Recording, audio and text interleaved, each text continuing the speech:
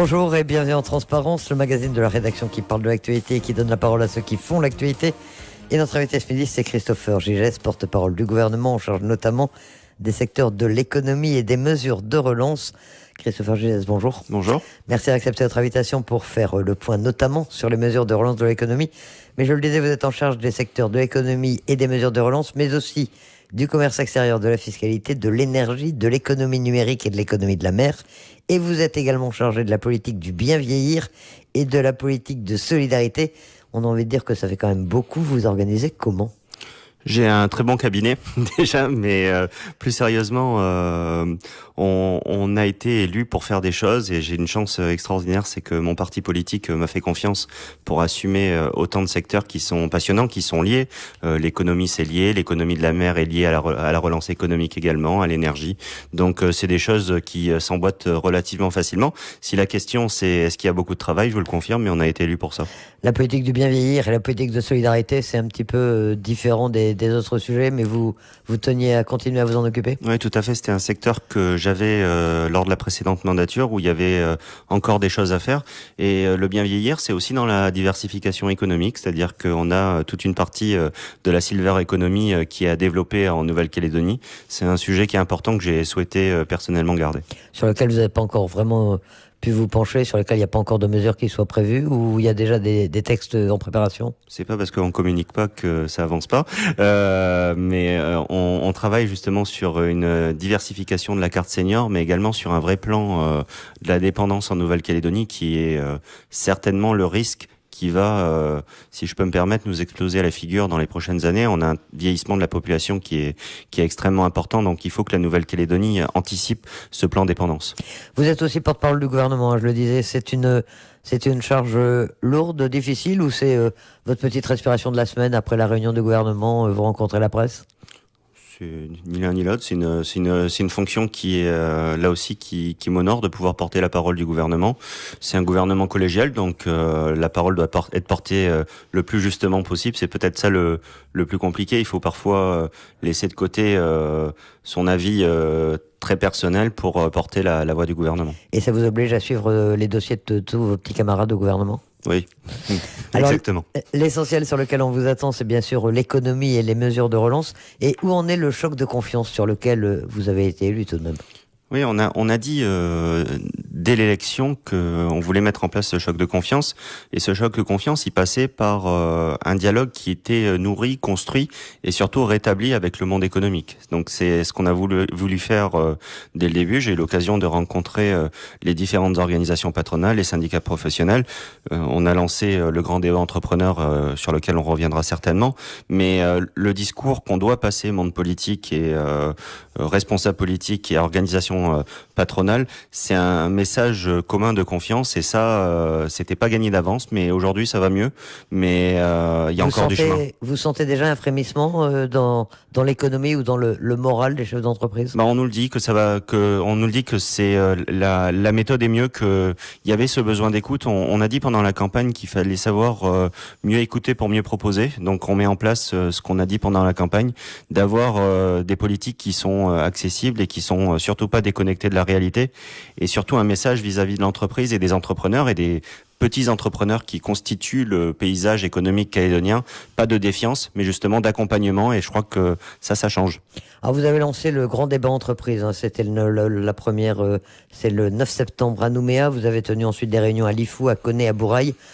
Sur la méthode d'abord, est-ce que c'est efficace ou est-ce que c'est un peu gadget ? Est-ce que c'est un peu une manière de communiquer là aussi, ou est-ce que vraiment c'est efficace ? Vous savez, j'ai été vraiment, j'attendais beaucoup de ce grand débat et ça a été très au-delà de ce que j'attendais. Ça m'a vraiment nourri dans les échanges, dans les contacts, dans les expressions qu'il y a pu avoir au cours des grands débats, à la fois à Nouméa, à la fois à Koné, à la fois à Bourail et à Lifou. Vous savez, on a eu plus de 300 personnes à Nouméa, près de 60 personnes à Lifou, ce qui est extrêmement important, plus d'une centaine de personnes à Koné et près de 80 personnes à Bourail. On voit qu'il y avait une envie d'expression de ces gens-là, il a une envie d'être entendu par le pouvoir politique. C'est une initiative qui est quand même peu banale en Nouvelle-Calédonie. Je crois que c'est la première fois qu'un gouvernement part de la base pour construire vraiment une loi de relance économique et qui est pas déconnectée de la réalité. On En plus, on a eu beaucoup de bonnes idées qui sont issues de ce débat. Et la preuve que c'est pas forcément un gadget, c'est que la date de Bourail a été rajoutée. C'est ce qui n'était pas prévu à la base parce qu'on a eu une demande des entrepreneurs de Brousse. Mais on va devoir rajouter une nouvelle date et ça sera avec grand plaisir sur la côte Est où on a les entrepreneurs de la côte Est qui ont aussi envie de nous dire des choses. Vous savez, c'est pas toujours agréable. J'assume pleinement les dernières années qui sont passées. On n'était pas aux manettes, on n'était pas d'accord avec ce qui a été fait, mais un gouvernement doit assumer la situation en place et il faut savoir écouter les personnes qui on a en face de nous. Sur la côte Est, ce sera où? C'est à Pointe-Dimier que vous allez les rencontrer, les chefs d'entreprise? Oui, exactement, à Pointe-Dimier. La date n'est pas encore fixée, ça sera soit le 17 octobre, soit le 24 octobre. Qu'est-ce qui ressort en fait de ce grand débat? Est-ce qu'il y a eu des idées nouvelles? Vous avez écouté, vous avez parlé? Comment ça s'est passé? Et est-ce que vous avez été surpris? Est-ce que vous avez découvert quelque chose? Oui, on a fait les deux. J'ai écouté, j'ai parlé. J'ai également dit que quand je savais pas répondre, je savais pas. Il faut le dire parfois quand on sait pas répondre, au lieu de faire des longues réponses politicienne, mais j'ai beaucoup écouté et pas que moi d'ailleurs, on a eu la présidente de la province Sud qui est venue à 2 grands débats, on a eu des représentants des élus de la province Nord, on a eu des élus de la province des Îles qui sont venus participer à l'IFU et il est ressorti des mesures exactement ce que j'attendais, des mesures pragmatiques. Quand on est politique, on n'est pas chef d'entreprise, on ne sait pas réellement ce qui se passe au sein de l'entreprise et notamment des plus petites. On avait besoin d'avoir, je prends l'exemple de l'IFU, la question de l'entrepreneuriat sur terre coutumière qui posait un problème pour les entrepreneurs locaux. Il faut qu'on arrive à trouver un dispositif de statut simplifié, mais on voit qu'il y a des thématiques qui reviennent partout en Nouvelle-Calédonie, qui sont notamment le manque de trésorerie, le manque de confiance à l'avenir, des délais de paiement toujours plus longs, et un thème qui est récurrent, qui est le millefeuille administratif calédonien, qui pèse sur la compétitivité des entreprises. La simplification administrative, c'était déjà l'un de vos projets, c'était également dans votre programme, de toute façon. Oui, c'était dans notre programme, et ce grand débat, il a permis d'affiner certaines choses, et on a mis, suite à ce grand débat, vraiment la simplification comme premier thème de la loi de relance, parce que on a vu que c'était un des points qui pénalisait fortement les entrepreneurs. Les grosses entreprises, elles ont des comptables, elles ont des suivis administratifs qui permettent d'assurer un suivi. Ça reste complexe et ça mérite d'être simplifié. Mais les plus petites entreprises, elles n'ont pas le temps de voir la réglementation qui change en permanence, des nouvelles normes qui sont mises en permanence. Et donc, il y a une nécessité de simplifier. On a déjà des propositions qui sont ressorties, comme la mise en place notamment d'un droit à l'erreur, comme ça a été fait d'ailleurs en métropole, où on passe d'une administration qui accompagne plutôt qu'à une administration qui sanctionne. Ça sera un des points majeurs. Mais également sur tout ce qui concerne la vie de l'entreprise, de la création, de la transmission et de la cessation. Je vois pour la création d'une entreprise en Nouvelle-Calédonie, le délai moyen, c'est à peu près 2 mois et demi. En Nouvelle-Zélande, c'est 1 demi-heure. Je pense qu'il y a quand même matière à améliorer les choses. C'est 10 exemplaires à remplir quand on doit la créer. On travaille sur le fait de mettre un seul formulaire en ligne qui simplifiera beaucoup les choses.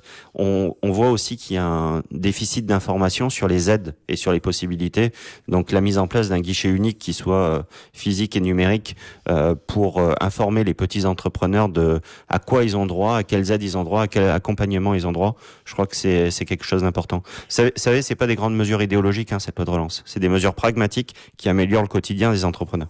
Qu'est-ce qui va se passer? Donc, il va y avoir un ultime grand débat sur la côte Est. Mais vous allez faire un compte-rendu de tout ça? Vous allez publier des conclusions ou vous allez vous en inspirer directement pour écrire le projet de loi de relance économique? Ouais, on est un peu dans l'urgence, donc on s'en inspire pour rédiger actuellement la loi de relance, pour être prêt fin octobre au gouvernement et à la fin de l'année au Congrès. C'est les délais qu'on s'était mis. Mais oui, il y aura une synthèse qui sera publiée notamment sur le site des différents grands débats qui auront lieu partout sur la Grande Terre et dans les îles pour que les Calédoniens puissent voir ce qui s'est dit dans ces grands débats. Mais là, la simplification administrative, c'est sûrement une chose que réclament les chefs d'entreprise, mais la relance, ça passe aussi forcément par la confiance. Et ça, comment vous y travaillez? Comment est-ce que vous réussissez l'alchimie de faire que l'économie redémarre alors qu'elle est quand même extrêmement morose depuis plusieurs mois? Oui, la confiance, ça se décrète pas, ça se construit avec eux. C'est vraiment dans cette optique qu'on s'est mis avec le président du gouvernement, Thierry Santa, dans sa déclaration de politique générale, Sonia Backès, dans les actions qu'elle a mis en place à la province sud, c'est les actions du quotidien et c'est le dialogue qui est nourri avec les entreprises et également les organisations syndicales qui doivent construire cette confiance. C'est-à-dire que on a cette nécessité de remettre cette confiance aussi dans la population pour que la consommation reprenne, pour que le cercle vertueux reprenne, mais ça se décrète pas du jour au lendemain, c'est un long travail. La loi de relance, c'est une première étape, mais j'ai bien conscience que ça sera pas la dernière. C'est quoi le calendrier pour cette loi de relance maintenant ? Donc fin octobre, en avant-projet de loi au gouvernement, fin octobre, peut-être première semaine de novembre, le temps de consulter les différents groupes politiques et j'espère fin d'année au Congrès. Il y a un consensus politique aujourd'hui autour de cette nécessité de la relance économique et des mesures que vous préconisez ? Oui, je crois qu'il y a un consensus aujourd'hui sur la situation économique et sur la situation de l'emploi. Je pense que chacun est touché autour de soi sur des gens qui perdent leur emploi, des entreprises qui ferment, je crois qu'aujourd'hui ça fait le consensus. Ensuite, sur les mesures précises, j'ai pas eu encore l'occasion de toutes les présenter aux différents élus, mais on en discutera et le but c'est d'avoir une loi qui est la plus efficace possible.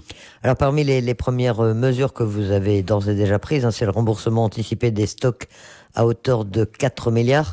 C'est un cadeau aux entreprises ou c'est un instrument de relance ? C'est déjà un dû. C'est-à-dire que le gouvernement s'est fait une avance de trésorerie sur les entreprises au moment de l'instauration de la TGC. En fait, il y a eu une double taxation. C'est un peu complexe comme système, mais c'est comme si vous aviez payé 2 fois le même impôt, 2 fois l'IRPP, et que le gouvernement vous dise, vous avez payé 2 fois, mais on vous rembourse que dans 4 ans. Donc, dans l'attente, vous nous faites une avance de trésorerie, et on vous remboursera un peu plus tard. Ce qu'on a souhaité faire, c'est, sans coût budgétaire supplémentaire, c'est que cette avance de trésorerie, on se tourne vers les banques de la place, pour qu'elles prêtent au gouvernement et qu'on puisse prêter, redonner de la liquidité aux entreprises. C'est une mesure de relance qui est extrêmement importante. C'est ce qui on voit aujourd'hui le déficit de trésorerie, notamment dans les plus petites structures, qui met en grand danger la survie même des sociétés. C'est une vraie mesure de relance. Et les banques ont joué le jeu. Souvent elles sont critiquées en Nouvelle-Calédonie. On dit qu'elles ne remplissent pas forcément complètement leur rôle d'accompagnement justement de l'économie et des entreprises. Là, vous n'avez pas eu de problème pour les convaincre. En l'occurrence, non. On ne dira pas son nom, c'est... Je vais pas faire de la publicité sur votre antenne. Je suis désolé. Vous êtes en charge de la fiscalité notamment. Il y a l'un des gros problèmes, c'est celui, on l'a vu dans l'élaboration du budget supplémentaire 2019, le problème de rendement de la TGC, moins 8 milliards, 7 milliards 8, je crois que ce qui a été prévu. Ça a manqué dans le BS 2019, ça va manquer aussi dans le budget 2020, j'imagine. Oui, comment est-ce que vous pouvez faire pour améliorer ce rendement ? On voit la TGC, par nature, c'est une taxe sur la consommation. Donc, les calculs qui avaient été faits n'ont pas été bons, ce qui semblerait si on a moins 8 milliards dans les caisses.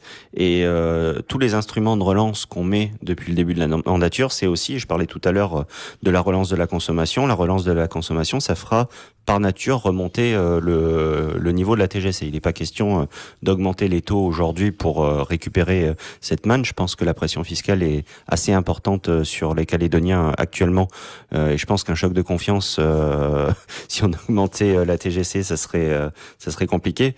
Mais cette relance de l'activité, cette relance de la consommation, ça fera naturellement augmenter le niveau de TGC. Mais globalement, c'est toute l'économie qu'on doit faire repartir. C'est pas que la TGC, c'est les autres impôts, c'est l'IS qui a chuté drastiquement ces dernières années parce que les entreprises vont mal. Et on voit que quand les entreprises vont mal, c'est moins d'argent dans les caisses de la Nouvelle-Calédonie, c'est moins d'actions sociales, c'est moins d'emplois, c'est des régimes sociaux qui sont dans le rouge. Donc la politique qui a été faite par le passé de taper sur les entreprises en permanence, ça a ce résultat-là. Nous, on a plutôt tendance à considérer que c'est bien que les entreprises fassent des bénéfices en Nouvelle-Calédonie. C'est une très bonne chose parce que ça fait des recettes fiscales, ça fait des emplois et ça permet d'avoir un système de protection sociale qui permet d'assurer les plus fragiles.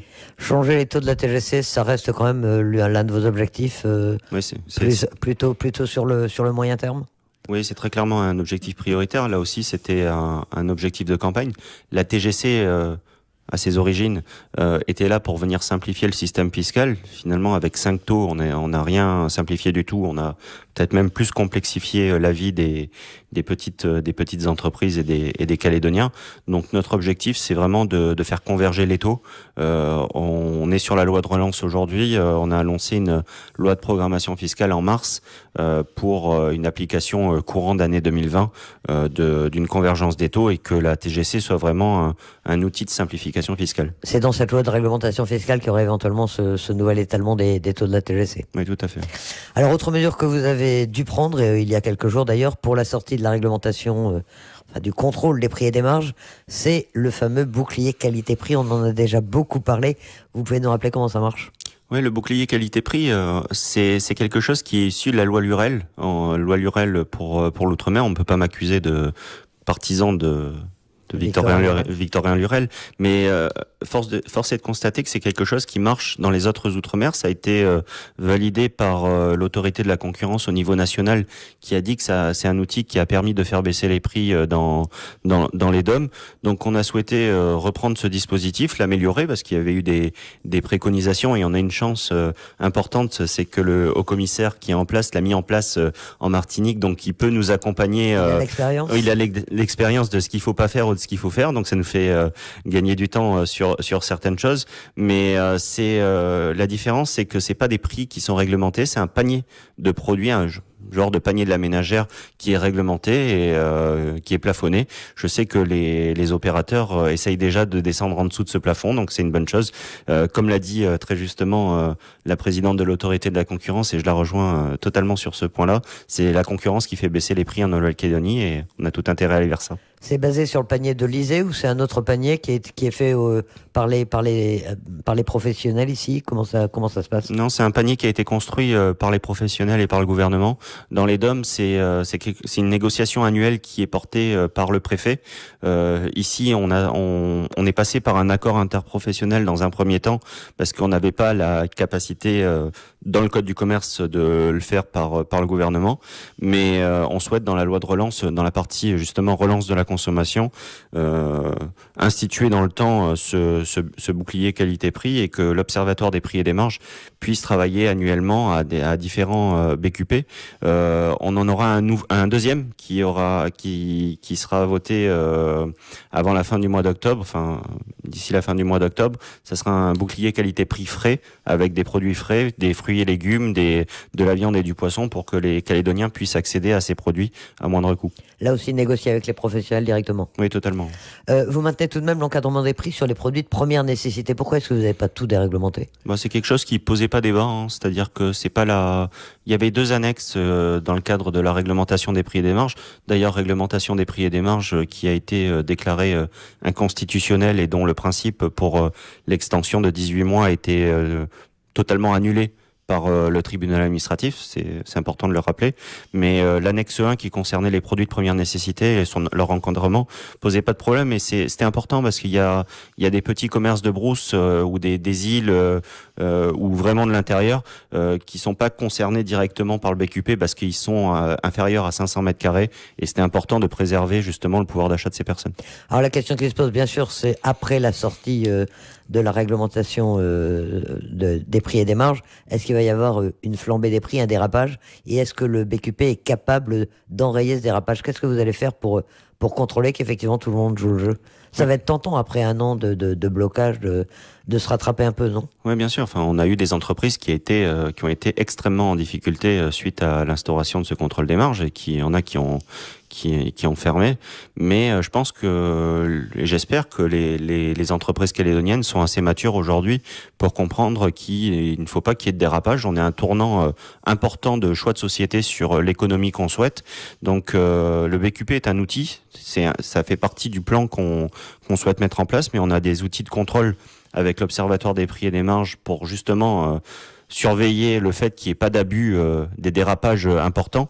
J'avais indiqué en point presse du gouvernement que j'indiquerais pas le niveau du dérapage parce qu'on a tendance à se mettre sur le plafond. On a aujourd'hui des outils dans le code du commerce et notamment avec l'autorité de la concurrence qui nous permettent d'agir et d'agir de manière très forte s'il devait y avoir un dérapage important. Et ce que j'indiquais tout à l'heure, je crois beaucoup aux vertus de la concurrence et il faut qu'on développe davantage d'outils en Nouvelle-Calédonie pour développer la concurrence. C'est ce qu'on a souhaité faire en inscrivant au budget supplémentaire qui a été voté il y a quelques jours, le fait de développer des outils numériques pour que le consommateur devienne un consommateur, comme l'a dit également la présidente de l'autorité, sur le fait d'avoir une application qui permet de scanner les produits dans les différentes enseignes et de comparer les prix, de se constituer également sur le site internet et sur l'application un panier type, parce quand on va faire ses courses, généralement on prend quasiment toujours la même chose à 2-3 produits près. Et cette application, elle permettra de comparer dans une zone géographique où est le panier le moins cher et d'aller directement sur place. C'est-à-dire que vous comptez sur les Calédoniens eux-mêmes pour faire les contrôles en fait? Ouais, on a aujourd'hui une DAE où il manque il manquait des contrôleurs avant parce que le contrôle de marge avait été étendu de manière très très large. Aujourd'hui, on a voulu réaffecter les moyens de la DAE pour justement faire du relevé de prix. Mais je crois que rendre le consommateur acteur, on l'a vu sur certains cas, on l'a vu sur la question des yaourts récemment que les consommateurs sont vraiment des acteurs de la consommation et des prix et de leur manière de consommer. Donc autant leur mettre en place des outils qui sont modernes, qui sont adaptés et qui permettent de faire vivre la concurrence. C'est plus ça qui fera baisser durablement les prix en Nouvelle-Calédonie. Et en cas d'infraction, en cas de dérapage des prix trop forts, vous avez des moyens de sanctions Oui, on a des moyens à la fois de réglementation des prix des produits, c'est-à-dire le gouvernement peut par arrêté fixer le prix d'un produit, je sais pas, le lait de coco ou autre produit, et on a également des sanctions pécuniaires qui peuvent s'appliquer en cas de dérapage, notamment sur les produits de première nécessité et de grande consommation. C'est une préoccupation du gouvernement, la cherté de la vie. Dieu sait si on en a parlé ces dernières années. Du coût de la vie en Nouvelle-Calédonie, on a l'impression qu'on en parle moins aujourd'hui. Ça reste pour vous une nécessité de diminuer le coût de la vie en Nouvelle-Calédonie? La préoccupation du gouvernement, c'est le pouvoir d'achat des Calédoniens. Ça a été dit par le président du gouvernement lors de la déclaration de politique générale. Et le premier moyen d'avoir du pouvoir d'achat, c'est l'emploi. Ça, on n'en parle pas assez. Ça n'a pas été assez dit ces dernières années. Mais quand on a 1500 emplois qui sont détruits dans le secteur privé, on peut baisser les prix autant qu'on veut. Quand on n'a pas de salaire, peut pas consommer. Donc notre première préoccupation, c'est de relancer l'économie et de relancer l'emploi dans le secteur privé notamment. Mais c'est également d'agir sur les prix. Mais c'est pas d'agir sur les prix en tout réglementant. On a vu le résultat de ce qui s'est passé ces derniers mois. Mais vraiment d'agir sur les prix en faisant jouer la concurrence et d'avoir une économie qui se développe en Nouvelle-Calédonie.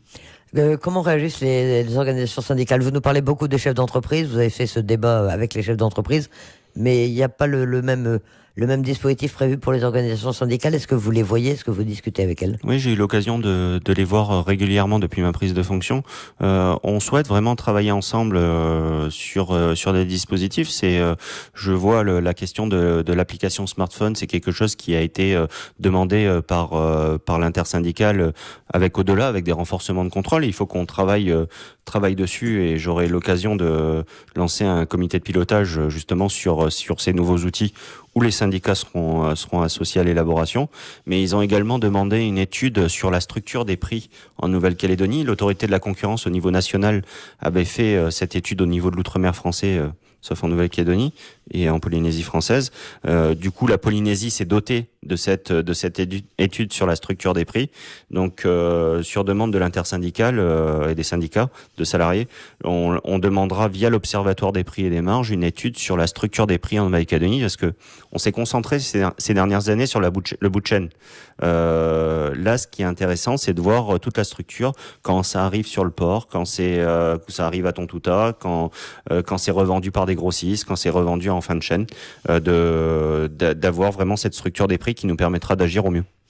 Autre dossier qui concerne le secteur dont vous avez la charge, c'est la contribution calédonienne de solidarité avec la condamnation de la Nouvelle-Calédonie par le tribunal administratif pour du trop-perçu important pour un certain nombre d'entreprises calédoniennes qui sont des filiales d'entreprises métropolitaines.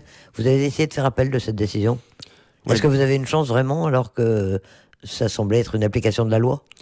Ouais, déjà, si ça avait été un peu pris en amont, je pense qu'on aurait évité aux contribuables calédoniens de rembourser près d'1 milliard. Donc, dont acte, le passé c'est le passé.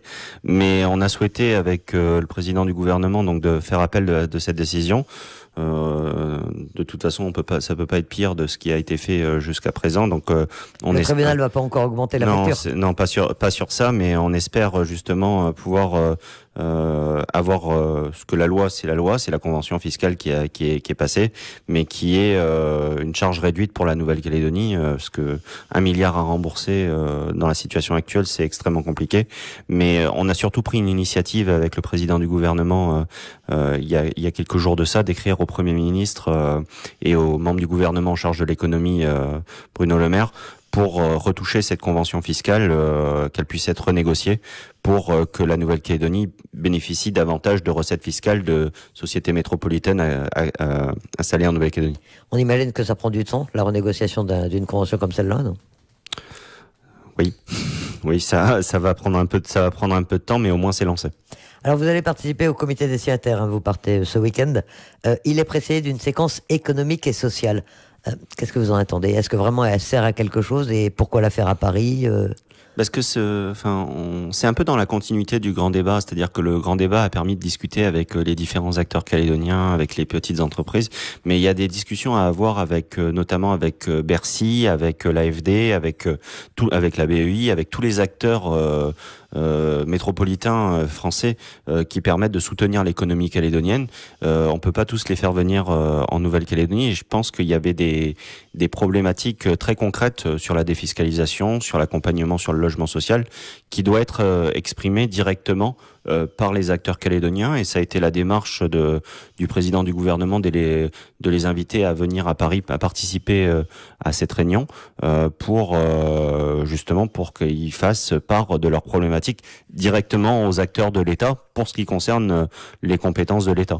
Le grand emprunt auprès de l'État, c'est toujours d'actualité ou ça a été un peu écarté comme solution ? Aujourd'hui, on en a discuté avec le haut-commissaire, c'est sur la table. Je crois pas que ça soit la piste qui est plus privilégiée aujourd'hui. On travaille sur la mise en place notamment de contrats de convergence qui ont été signés avec l'ensemble des Outre-mer français, sauf la Nouvelle-Calédonie et la Polynésie française, pour justement accompagner la Nouvelle-Calédonie dans des grands projets d'avenir. On avait parlé de la 2x2 voies jusqu'à Koné, mais également sur des plans énergie renouvelable, des plans numériques, sur un plan santé qui pourrait être accompagné par l'État et dans le cadre de ces contrats de convergence. Alors hier, le FLNKS a fait savoir qu'il n'assisterait pas à cette séquence économique et sociale, donc ça ne l'intéressait pas, que lui ne demandait pas d'argent. Ça vous étonne ? Vous aviez eu l'occasion d'en parler avec les membres du gouvernement indépendantiste ? Oui, on en a un peu parlé, mais c'est dommage parce que c'était une occasion de travailler ensemble sur des projets d'avenir. C'est pas des projets qui concernent que Nouméa ou la province sud. Enfin, quand on parle d'une route de Cala-Gomène à Yengen, ça concerne la province nord. Je pense qu'il y avait des projets de développement économique à faire aux îles Loyauté justement pour favoriser le rééquilibrage. Mais bon, je ne doute pas qu'on aura l'occasion d'en reparler dans d'autres cadres avec eux. Alors vous êtes chargé de l'économie et de la relance économique. On a vu qu'il y avait pas mal de travail dans ce secteur. Mais les questions politiques vous intéressent aussi, Christopher Gégès. Qu'est-ce que vous attendez de ce comité signataire sur un plan plus politique là ? Sur un plan politique, on a tendance à croire que ce comité de signataires, c'est juste la fixation de la date. Ça va au-delà de ça. C'est un des comités des signataires peut-être les plus importants de ces dernières années, parce qu'il va poser le cadre de la sortie de l'accord de Nouméa. Finalement, quand on sort de l'accord de Nouméa, est-ce qu'on sort avant la fin de la présidence Macron, ou est-ce que c'est remis au calendrier grec comme le souhaitent certains ? Donc on attend une fixation d'une date rapidement et dans des bonnes conditions, pour que les Calédoniens puissent réaffirmer, et j'espère de manière plus forte, leur attachement à la République, mais également mettre en place le calendrier de sortie de l'accord de Nouméa qui nous sorte de cette épée de Damoclès qu'on a au-dessus de la tête depuis une trentaine d'années. Vous savez, moi j'ai 35 ans, j'ai connu que ça. J'ai connu que ça, d'avoir au-dessus de la tête l'incertitude des référendums successifs et de savoir dans quelle voie on va s'engager. Aujourd'hui, la Nouvelle-Calédonie et les Calédoniens, ils ont besoin de visibilité, ils ont besoin de stabilité et ils ont besoin de projets positifs, qu'on construise quelque chose. Vous avez entendu les déclarations des uns et des autres ces derniers jours. Vous vous attendez à une ambiance un peu tendue lors de ce comité des signataires? Moi, chacun a annoncé ses positions, mais c'est pas parce qu'on est d'avis contraire qu'on peut pas discuter de manière respectueuse. Christopher Gizès, merci d'avoir accepté notre invitation dans ce magazine Transparent.